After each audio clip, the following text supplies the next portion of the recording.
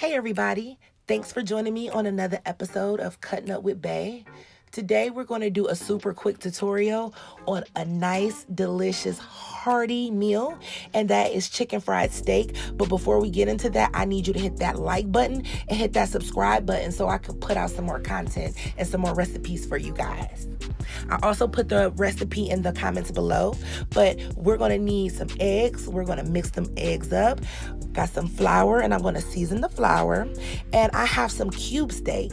Went to my grocery store down the street, picked up some cube steak. Not expensive at all. I'm going to season it up.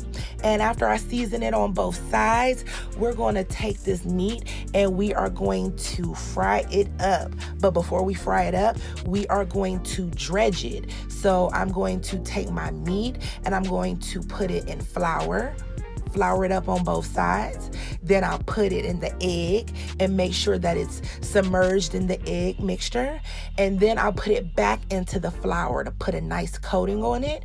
And then I'll throw it into the nice hot oil. And I'm going to cook it on each side for about 4 to 5 minutes.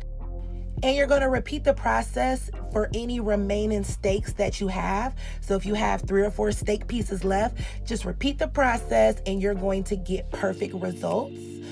Make sure you sit that steak piece to the side, put some napkins on it or just blot it so that way it's not a lot of grease in it, because we're going to use some more grease to actually make our gravy.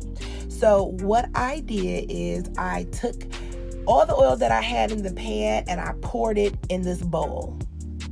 Then I took about 2 or 3 tablespoons of oil. Again, I'll put the recipe below. I put the oil in my pan and then I put in flour. And then as you can see, I kind of stirred the oil and the flour together and made a little paste. Once it turned into a paste-like mixture, I poured in my milk and I'm just whisking and whisking and whisking any clumps or any lumps that may be in this gravy. So as you can see, it looks really, really smooth and it's so good anytime you make homemade gravy. Just make sure you season it up with whether it's salt, pepper, garlic powder. Just make sure you season as you go with the gravy so that way it's not under-seasoned, but it's also not over-seasoned.